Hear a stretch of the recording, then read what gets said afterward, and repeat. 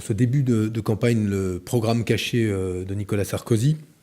Le programme caché de Nicolas Sarkozy, c'est celui qu'il ne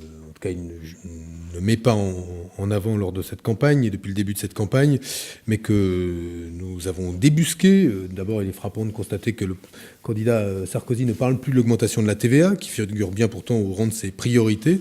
et ce qui toucherait les Français dès octobre prochain si Nicolas Sarkozy était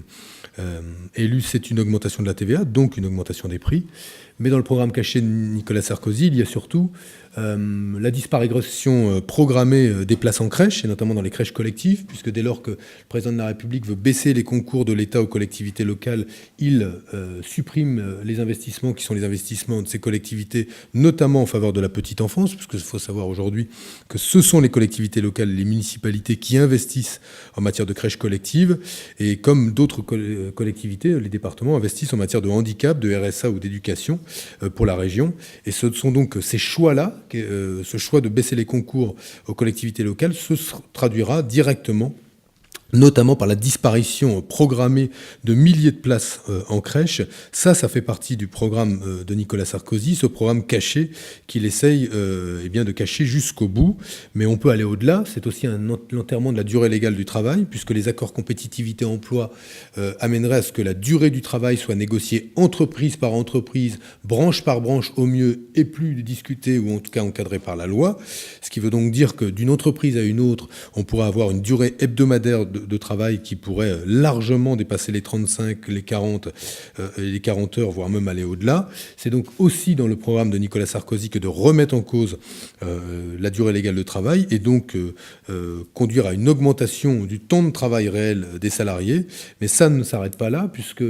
son choix de poursuivre le non-remplacement d'un fonctionnaire sur deux amènera à ce que, notamment au collège et au lycée, puisqu'il épargnerait aujourd'hui l'école primaire, mais à ce qu'au collège et au lycée, on passe de classes de 25, 26 élèves à des classes jusqu'à 30 élèves, voire même bien au-delà, notamment au collège, qui est très différent du lycée. Et dans les collèges de ZEP, des classes à 30, c'est absolument ingérable aujourd'hui. C'est aussi dans le programme caché